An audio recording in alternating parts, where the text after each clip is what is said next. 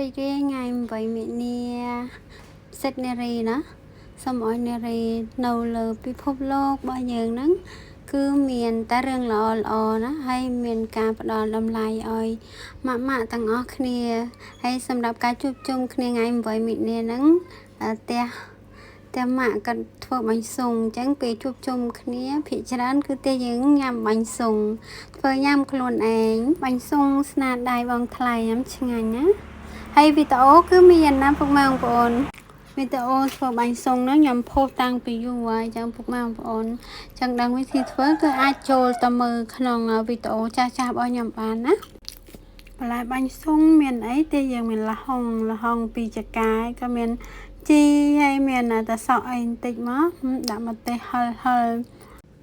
ស្ដែកដីលីងបន្តិចមកដឹងតែជាតិឆ្ងាញ់ណាពុកម៉ែបងប្អូនហើយមួយចានហ្នឹង10000គឺអត់ដូរហ្មង10000ក៏ឲ្យដែរឲ្យតែកាត់លក់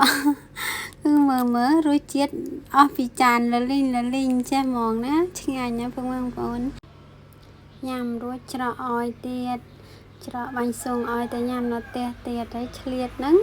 បេះបន្លែក្បែរផ្ទះក្រោយផ្ទះហ្នឹងយកមកទុកក្នុងទូក្រែងបានញ៉ាំ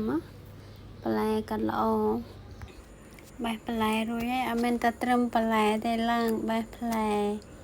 ក្រូចឃ្លុងអត់មានអ្នកឡើងបេះទៅ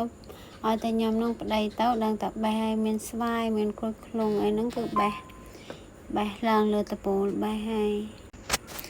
យូរមកផ្ទះម៉ែក្មេកម្ដងកុំឲ្យខាតចឹងបេះតែល្អ